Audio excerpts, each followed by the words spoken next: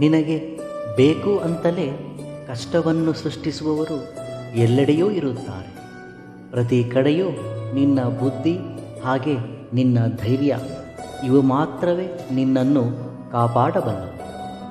ನಮ್ಮ ಪ್ರೇಮ ನಿಜವಾದರೆ ಈ ಪ್ರಪಂಚದಲ್ಲಿ ಎಷ್ಟೇ ಜನರಿರಲಿ ನಾವು ಪ್ರೀತಿಸಿದವರು ಸುಂದರವಾಗಿಯೇ ಕಾಣಿಸುತ್ತಾರೆ, ಏಕೆಂದರೆ ಅವರೇ ನಮ್ಮ ಪ್ರಪಂಚವಾದ್ದರಿಂದ. ಪ್ರೇಮವೆಂದರೆ ಹಾಗೇನೆ. ಪ್ರೇಮದ ಪರಾಕಾಷ್ಠೆಯು ನಾವು ಪ್ರೀತಿಸಿದವರಲ್ಲಿ ಎಲ್ಲವನ್ನೂ ಉನ್ನತವಾಗಿಯೇ ಕಾಣುತ್ತೇವೆ. ಮನುಷ್ಯ ಎಷ್ಟೇ ಮೇಧಾವಿ ಇದ್ದರೂ ಮರುಕ್ಷಣ ಏನು ನಡೆಯುತ್ತದೆ ಎಂದು ತಿಳಿಯದ ಅಜ್ಞಾನಿಯೇ ಹೌದು. ಅದುವೇ ಜೀವನದ ರಹಸ್ಯ.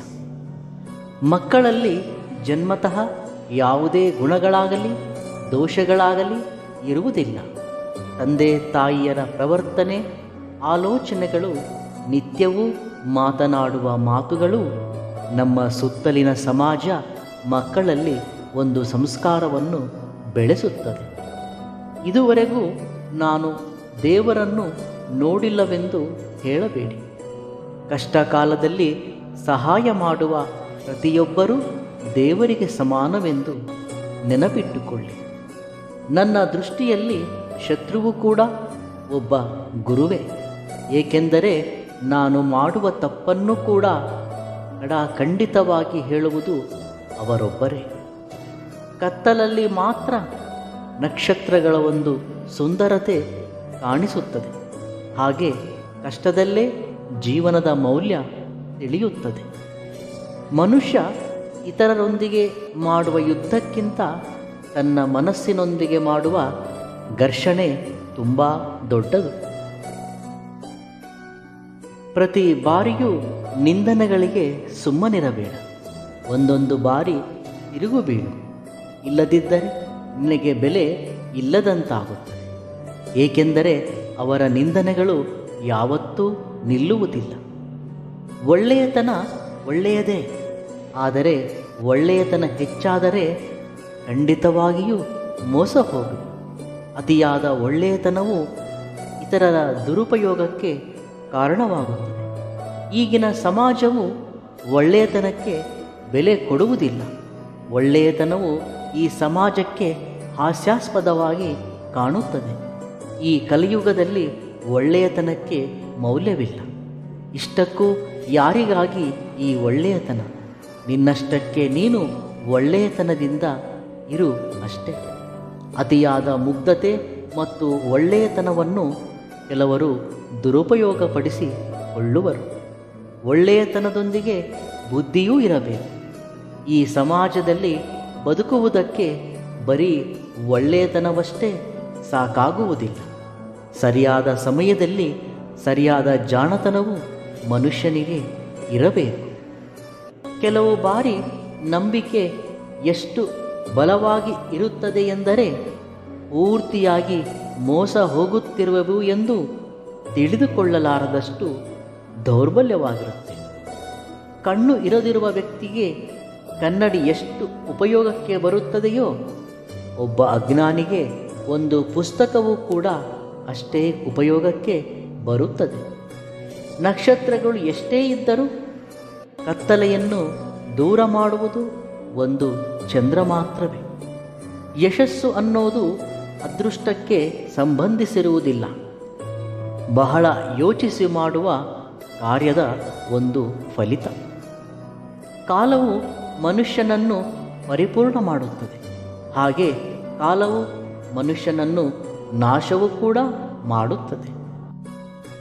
ಭಗವಂತ ಗುಡಿಯಲ್ಲಿರುವ ವಿಗ್ರಹಗಳಲ್ಲಿ ಅಷ್ಟೇ ಅಲ್ಲ, ನಿನ್ನ ಒಂದು ಭಾವನೆಯಲ್ಲೂ ಇರುವನು. ನೋಡುವ ಕಣ್ಣುಗಳಿದ್ದರೆ ಕಾಣುವುದೆಲ್ಲ ದೇವರೇ ಎಂದು ನೆನಪಿಟ್ಟುಕೋ. ಮನುಷ್ಯ ಒಂಟಿಯಾಗಿಯೇ ಜನ್ಮಿಸುವನು, ಒಂಟಿಯಾಗಿಯೇ ಮರಣಿಸುವನು. ತನ್ನ ಒಂದು ಕರ್ಮದ ಫಲಿತವನ್ನು ಒಳ್ಳೆಯದಾಗಲಿ ಅಥವಾ ಕೆಟ್ಟದಾಗಲಿ ಒಂಟಿಯಾಗಿಯೇ ಅನುಭವಿಸುವನು. ಭಯಪಡುವುದನ್ನು ಯಾವಾಗ ನಿಲ್ಲಿಸುತ್ತೀಯೋ ಆಗ ಆ ಕ್ಷಣವೇ ನಮ್ಮ ಜೀವನ ಆರಂಭವಾಗುತ್ತದೆ. ನಿನ್ನಲ್ಲಿರುವ ಪ್ರಶಾಂತತೆಯನ್ನು ನೀನು ಪಡೆಯದಿದ್ದರೆ ಅದನ್ನು ಮತ್ತೆಲ್ಲೂ ಪಡೆಯಲಾರೆ. ನೀನು ಪ್ರತಿದಿನವೂ ಸುಳ್ಳು ಹೇಳಿದರೆ ಅದು ನಿನ್ನನ್ನು ನಾಳೆಯೂ ಸಹ ಸುಳ್ಳು ಹೇಳುವ ಪರಿಸ್ಥಿತಿಯನ್ನು ತಂದೊಡ್ಡುತ್ತದೆ. ಯಾವುದೇ ಆಗಲಿ ಅದು ತನ್ನಷ್ಟಕ್ಕೆ ತಾನೇ ಲಭಿಸುವುದಿಲ್ಲ. ಪ್ರಯತ್ನಪೂರ್ವಕವಾಗಿ ಸಾಧಿಸಿದಾಗ ಮಾತ್ರ ಅದು ನಿನಗೆ ಲಭಿಸುತ್ತದೆ. ಮಿತಿ ಮೀರಿದ ಆಸೆಗೆ ಹೋಗುವವರೇ ಹೆಚ್ಚಾಗಿ ಮೋಸಕ್ಕೆ ಗುರಿಯಾಗುತ್ತಾರೆ. ನೀನು ಧೈರ್ಯವಾಗಿ ಒಂದು ಹೆಜ್ಜೆ ಮುಂದಕ್ಕೆ ಹಾಕಿದರೆ ಯಶಸ್ಸು 10 ಹೆಜ್ಜೆ ಮುಂದಕ್ಕೆ ಬರುತ್ತದೆ. ಪ್ರಪಂಚದಲ್ಲಿ ಯಾವ ಬದಲಾವಣೆಯನ್ನು ನೀನು ಬಯಸುವೆಯೋ ಅದು ಮೊದಲು ನಿನ್ನಿಂದಲೇ ಆರಂಭವಾಗಬೇಕು. ಮನುಷ್ಯ ಮಾತನಾಡುವುದಕ್ಕಿಂತಲೂ ಹೆಚ್ಚು ಕೇಳಿಸಿಕೊಳ್ಳುವುದಕ್ಕೆ ಉತ್ಸುಕನಾಗಿರಬೇಕು. ಒಬ್ಬ ಜ್ಞಾನಿಯು ಯಾವಾಗಲೂ ಕೇಳಿಸಿಕೊಳ್ಳುವುದನ್ನೇ ಬಯಸುತ್ತಾನೆ. ವಿನಯವಿಲ್ಲದ ವಿದ್ಯೆ, ಉಪಯೋಗವಿಲ್ಲದ ಹಣ, ಶೌರ್ಯವಿಲ್ಲದ ಆಯುಧ, ಹಸಿವಿಲ್ಲದ ಭೋಜನ, ಹಾಗೆ ಪರೋಪಕಾರ ಮಾಡದ ಜೀವನ ವ್ಯರ್ಥವೇ ಸರಿ. ಆರಂಭದಲ್ಲಿ ಫಲಿತವಿಲ್ಲವೆಂದು ನಿರಾಶೆ ಪಡಬೇಡಿ. ಕ್ರಮವಾಗಿ ಅತ್ಯುನ್ನತವಾದ ಫಲಿತಗಳು ತಾವಾಗಿಯೇ ಬರುತ್ತವೆ.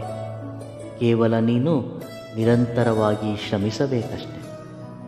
ನಿರಂತರವಾಗಿ ಬೆಳಕು ಕೊಡುವ ಸೂರ್ಯನನ್ನು ನೋಡಿ ಕತ್ತಲೆ ಭಯಪಡುತ್ತದೆ. ಹಾಗೆಯೇ ನಿರಂತರವಾಗಿ ಶ್ರಮಿಸುವವನನ್ನು ನೋಡಿ ಸೋಲು ಕೂಡ ಭಯಪಡುತ್ತದೆ.